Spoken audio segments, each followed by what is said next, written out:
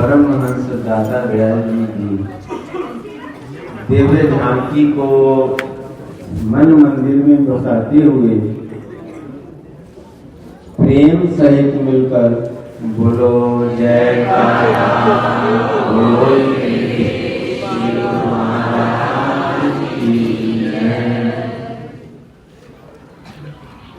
आप सब सौभाग्यशाली गुरुमुखों को श्री हजूर सद्गुरु दाता दयाल जी की ओर से प्रेम भरी शुभ आशीर्वाद।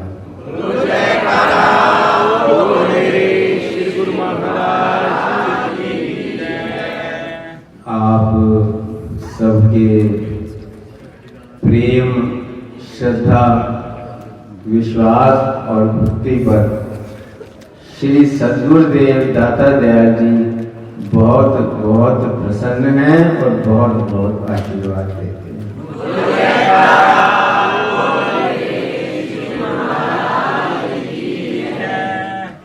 ये महापुरुषों की हम सब पर विशेष कृपा है जो वो सदा हम सेवकों पर अपना प्रेम, अपना आशीर्वाद बरसाते रहते हैं। महापुरुषों के हृदय के अंदर जो प्रेम अपने प्रेमियों के लिए होता है उसकी कोई मिसाल नहीं है। परम संत श्री कबीर साहब जी वर्णन करते हैं कि पितु सु माता 100 गुना, सुत स्यों राखे प्यार, माता से हरि 100 गुना, हरि से गुरु 100 बार।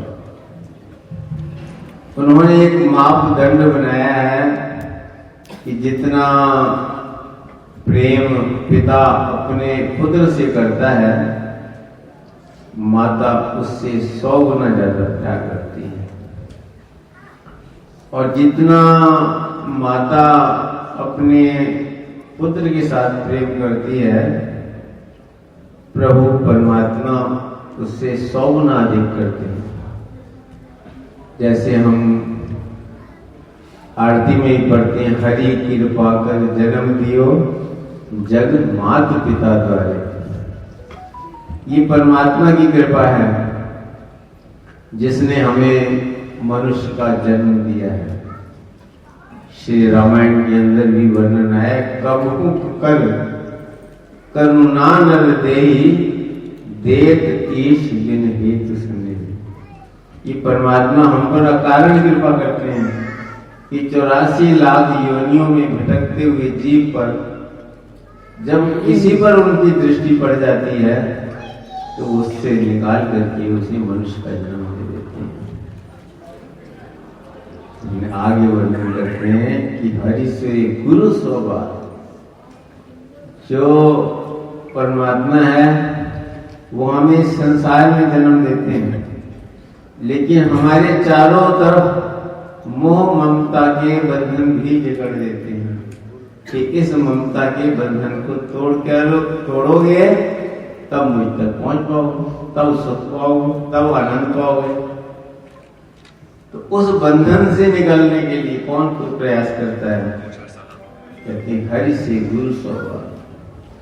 कि वो सतगुरु हैं जो अपनी दया करके, अपनी रहमत करके जीव को इस मोह ममता के बंधन से निकालते हैं। वो अपना प्रेम देते हैं, अपना आशीर्वाद देते हैं, भक्ति जैसी अमूल्य निधि प्रदान करते हैं ताकि इसका जो मन है संसार से निकल करके प्रभु के चरणों से जुड़ जाए। तो वो कहते हैं हरि से गुरु 100 बार। लेकिन हम जो अनुभव करते हैं अपने सद्गुरु का प्यार और उनका आशीर्वाद जो हम पर बरसता है वो 100 गुना नहीं, लाखों गुना है। ये हर सेवक के हृदय के अंदर तो महापुरुष हम पर जो आशीर्वाद बरसाते हैं, जिसके ऊपर ये आशीर्वाद बरस जाता है, जिसके ऊपर ये प्रेम बरस जाता है, जो इसकी अनुभूति कर लेता है, उसके जीवन में संत कहते हैं कि उसके जीवन में बसंत खिल उठता है, उसके हृदय के अंदर आनंद का झरना बहने लगता है, वो हर पल हर क्षण आनंद से परिपूर्ण रहता है। इस संसार में रहता हुआ भी संसार से न्यारा रहता है, क्योंकि उसका जो मन है उस सतगुरु के चरणों से जुड़ जाता है। श्री रामायण में वर्णन है कि मरणशील जिमि पाए पीयूषा, सुरतरु लहे जन्म कर भूखा, पाए नारी की हरिपद जैसे, इनके दर्शन हमको तैसे। उस सदगुरु के दर्शन का, सदगुरु के आशीर्वाद का जो प्रभाव हमारी आत्मा पे पड़ता है, उसका वर्णन करते हैं कि जिस प्रकार किसी मरण शैया पर पड़े हुए व्यक्ति को अमृत मिल जाए, उसे जितनी खुशी होती है, दरिद्र व्यक्ति को कल्प तरु मिल जाए, जिसके नीचे बैठते ही जो इंसान मन में संकल्प उठाता है, उठाते ही संकल्प उठता है मन के अंदर और सामने पूरा हो जाता है, उसको कल्प तरु कहते हैं। तो कहते हैं जो दरिद्र है, जिसे खाने के लिए भी नहीं है, जिसके पास पहनने के लिए नहीं है, जिसके पास रहने के लिए नहीं है, उसे अगर कल्प तरु मिल जाए, उसे जितनी खुशी होती है।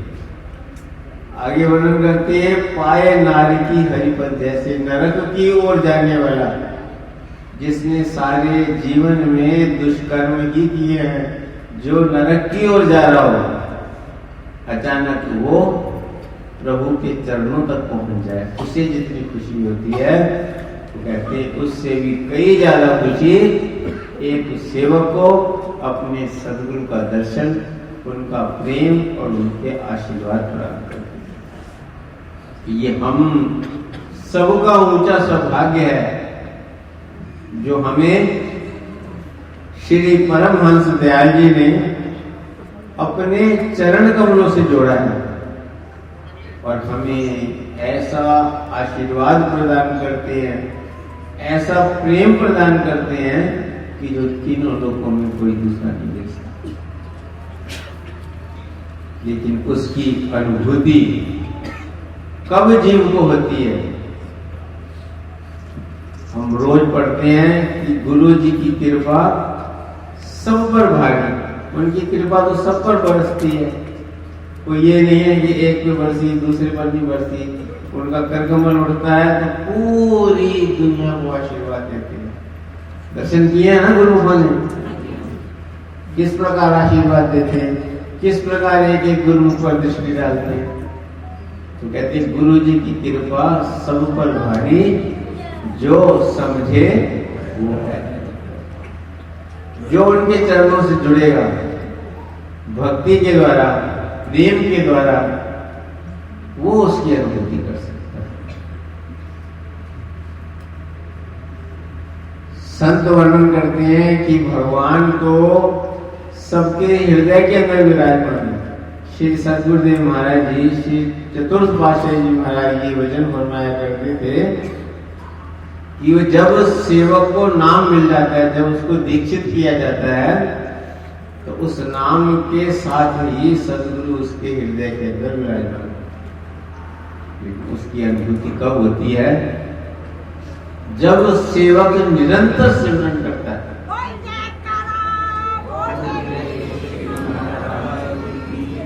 जब निरंतर नाम का सिमरन करता है, नाम बोलते हैं ना, नाम तो उसका मतलब है नाम में जब इंसान करता है, का सिमरन करता है, तो केवल अपनी जो हमें है, अपना जो अहंकार है वो मिट जाता है। जब अपना अहंकार मिट जाता है, जब अहंकार का पर्दा दूर हो जाता है, तब सेवक के हृदय के अंदर सतगुरु के प्रेम की, सतगुरु के आशीर्वाद की अनुभूति होती है। कहते हैं कि एक बार महात्मा बुद्ध कहीं सत्संग प्रचार के लिए जा रहे थे। पुराने जमाने के अंदर कोई प्रोग्राम फिक्स नहीं हुआ करते थे। आपने अमर ज्योति ग्रंथ में भी पढ़ा होगा, जब श्री सतगुरुदेव महाराज जी, श्री दूसरी पातशाही जी महाराज सत्संग प्रचार करने के लिए जाते थे तो गांव में जाते थे, कहीं कार से जाते थे, कहीं भगत लोग पलंग उठाकर गुरु महाराज को विराजमान करके ले जाते थे। तो ये निश्चित नहीं होता था कि गुरु महाराज जी कहाँ, किस गांव में रुकेंगे, किस बस्ती में रुकेंगे, किस शहर में रुकेंगे। जहां विराजमान हो जाते थे भाई संगत इकट्ठी हो जाती थी। ये महापुरुषों का आकर्षण होता है। तो ऐसे ही भगवान बुद्ध भी जिस तरफ भी चल दिए, तो एक बार एक नगर से होकर के गुजर रहे थे। पुराने जमाने में अपने हिंदुस्तान में बहुत रियासतें होती थी, रजवाड़े हुआ करते थे। आज भी जगह जगह पर राजाओं के महल बने हुए हैं।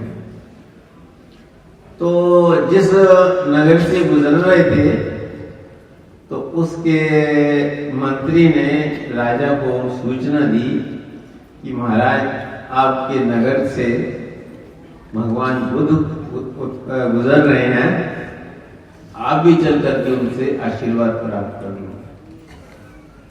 तो राजा जो था वो तो, उनको तो धन का मद होता है, बल का मद होता है।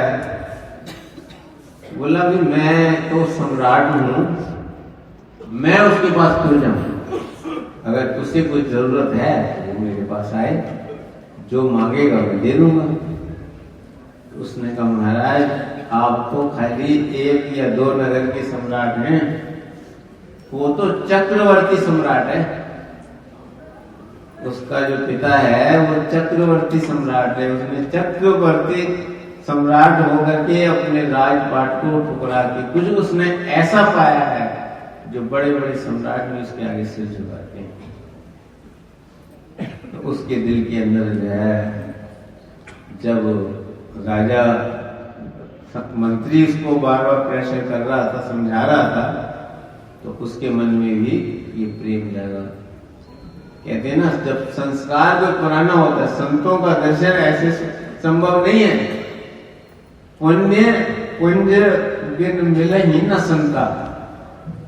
जब तक जीव के पुराने जन्मों के संस्कार फलीभूत नहीं होते, परमात्मा की कृपा नहीं उतरती, तब तक संतों का मिलन नहीं हो सकता।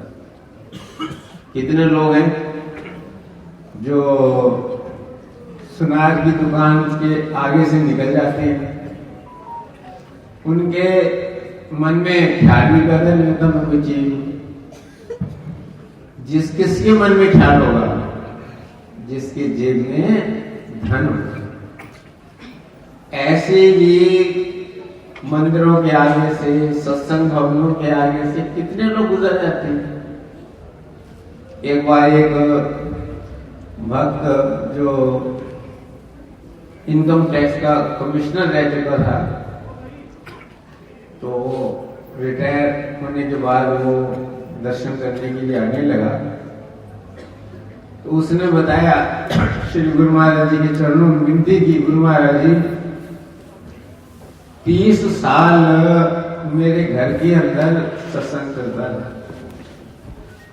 संत जन आते रहे थे, लेकिन मेरे मन में कभी ख्याल भी पैदा नहीं हुआ कि मैं संत के दर्शन कर लूं। मैं अपना सुबह टाइम से निकल जाता था, शाम को आया और अपने कमरे में चला गया, कुछ लेना देना।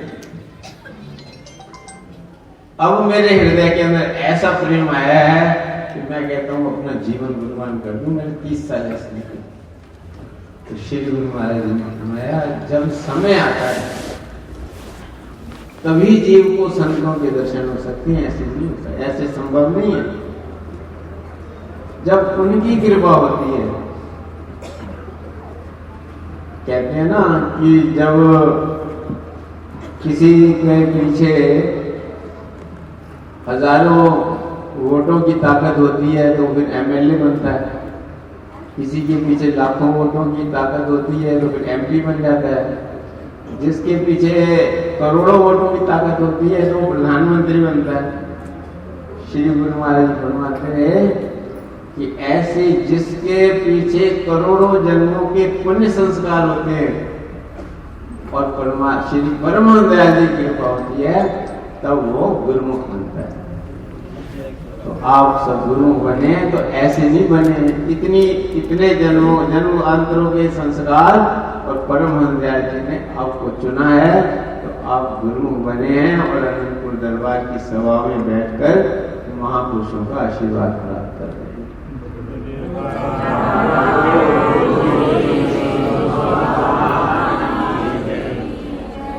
तो उसका भी कोई पुराना संस्कार होगा जो उस समय जागृत हुआ, तो उसने सोचा कि अब मैं जा रहा हूं, मैं राजा हूं, सम्राट हूं, तो कोई कीमती चीज लेकर के जाऊं। उसके पास जो सबसे कीमती हीरा था वो भेंट लेकर के चल पड़ा। जब वहां पहुंचा तो महापुरुष जो है वो जीव के अंतर तक देखते हैं। त्रिकालदर्शी कहते हैं ना, त्रिकालदर्शी कहते हैं, अंतर्यामी कहते हैं। तो वो उसके अंतर तक के भाव को जो है जान लेते हैं। तो भगवान बुद्ध ने जब उसको देखा तो उन्होंने कहा गिरा दे। तो सोचने लगा कि इतना अनमोल हीरा है कैसे गिरा दे, तो उसे तो कीमत का पता था।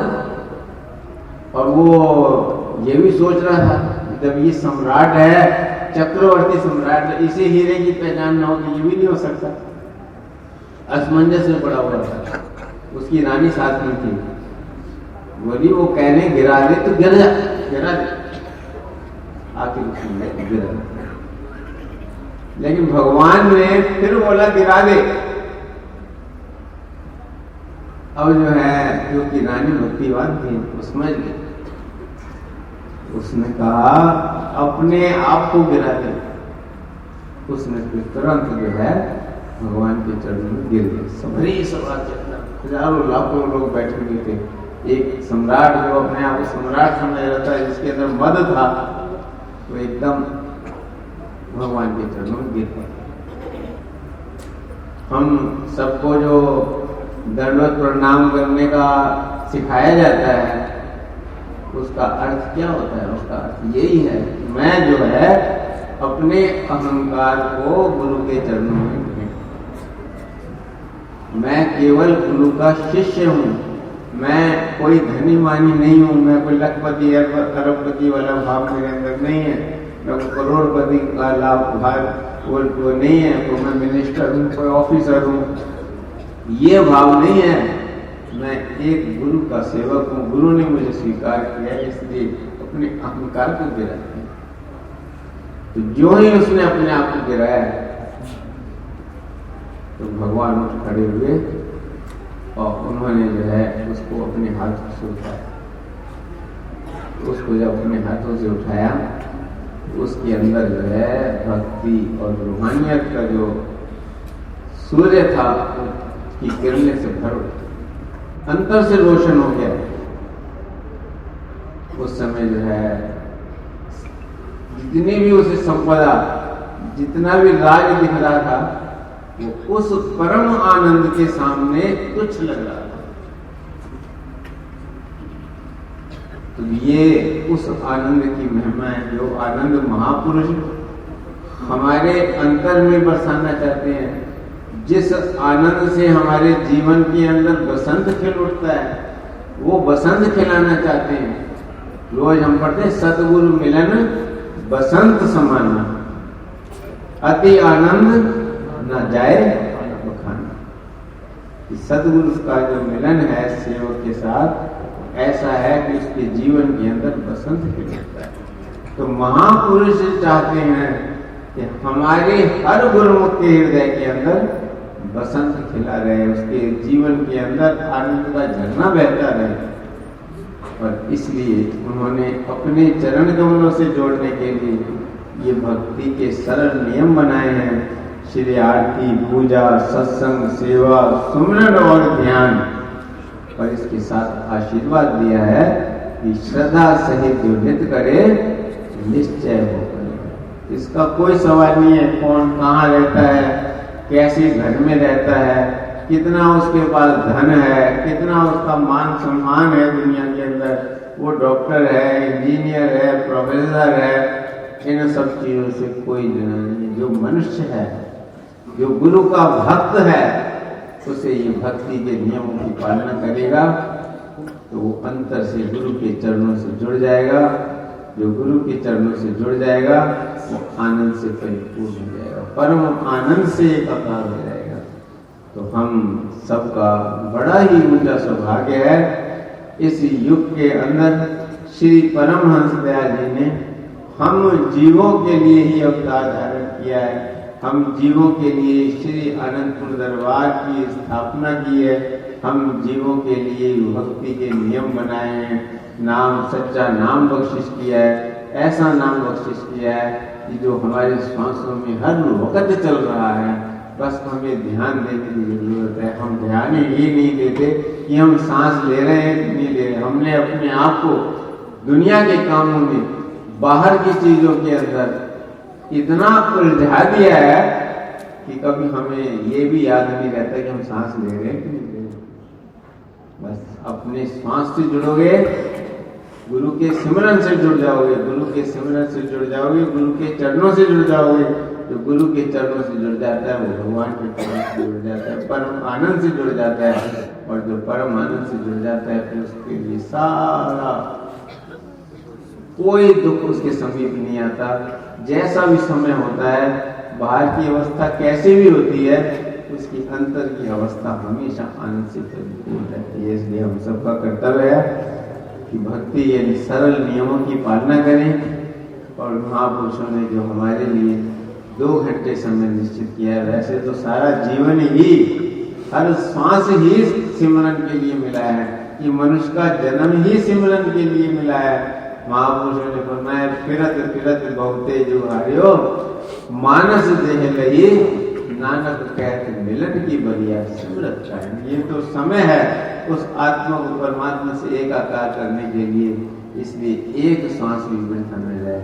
लेकिन उन्होंने फिर भी दुनिया के काम करने के लिए हमें समय दिया है कि भक्ति के नियमों के साथ 2 घंटे कम से कम हर सेवक भजन करेगा तो उसका लोक भी सुखी होगा और लोक भी सुहेला होगा, मनुष्य का जन्म सफल होगा और महापुरुषों की प्रसन्नता और उनका आशीर्वाद सदा अपने गुरुओं पर बरसता रहे।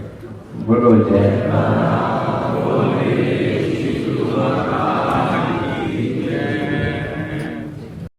आज के अलौकिक दिव्य सत्संग की, दिव्य दर्शनों की आप सभी गुरुमुखों को बहुत बहुत बधाई हो। अगर आप सभी गुरुमुखों को सत्संग पसंद आया है तो इस सत्संग को गुरुमुख जन तक अवश्य शेयर करें ताकि वह भी घर बैठे बैठे परम लाभ प्राप्त कर सके। सत्संग को लाइक करें, चैनल को सब्सक्राइब करें, बेल आइकन प्रेस भी जरूर करें, क्योंकि जब आप बेल आइकन प्रेस कर लेते हैं तो जब भी कोई सत्संग अपलोड होता है तो उसका नोटिफिकेशन आप सभी गुरुमुखों के पास पहले ही पहुंच जाता है। बोलो जयकारा बोल मेरे श्री गुरु महाराज की जय, श्री सद्गुरुदेव भगवान की जय। सभी गुरुमुखों को साप्रेम जय सच्चिदानंद जी।